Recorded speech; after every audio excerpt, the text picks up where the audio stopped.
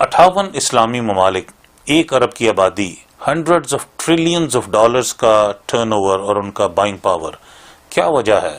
یہ اسلامی ممالک سارے مل کے ایک ملک کے لیے کچھ کر نہیں سکتے، کوئی قبضے ختم کرنے کے لیے، ان کی غلامی کو دور کرنے کے لیے، ان کی مصیبتوں کو دور کرنے کے لیے؟ یہ کیا وجہ ہے؟ یہ ہم پہ عذاب ہے یا امتحان ہے؟ بڑا اچھا آپ نے پوائنٹ اٹھایا۔ پہلی بات یہ ہے کہ یہ اسلامی ایشو نہیں ہے، لہذا اس کو ہم یہ نہیں کہہ سکتے کہ اسلامی ممالک کی ذمہ داری ہے۔ یہ ایشو تو عالمی ہے، عالمی ایشو ہے، تو اس میں عالمی قوتیں جن کو اللہ نے وہ وجاہت دی ہے، وہ اسٹرینتھ دی ہے جس میں کردار ادا کر سکتے ہیں، پہلی ذمہ داری ان کے کندھوں پر آتی ہے،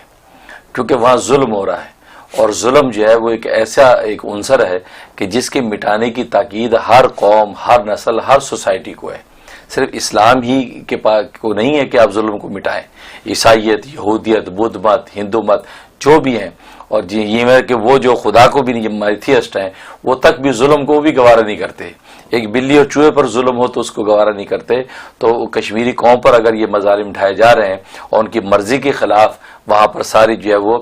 لا فورسز جو ہے وہ اکٹھی ہوئی ہیں، تو یہ ایک عالمی ایشو ہے اصل میں، تو عالمی ایشو ہے۔ لہذا اور عالمی ایشوز کے لیے جیسے یو این او ایک ادارہ ایسا بنا ہے کہ جو عالمی ایشوز کو جو سالو کرتا ہے، تو یو این او کو اس پہ کردار ادا کرنا چاہیے، اور وہاں وہ ممالک جو اس کے اندر ویٹو پاور رکھتے ہیں وہ اپنے ویٹو پاور کو استعمال کریں، تاکہ یہ تو فانی زندگی ہے، مرنے کے بعد خدا کو، گاڈ کو کیا جواب دیں گے؟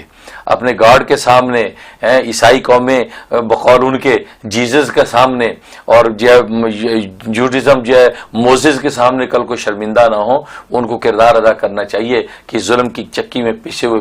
مظلوم کشمیری وہ یہ نہ دیکھے کہ مسلمان ہے،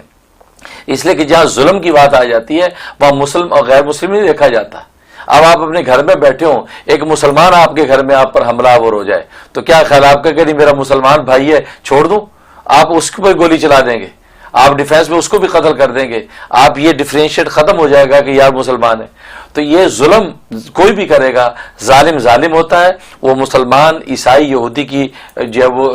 تفریق ختم ہو جاتی ہے۔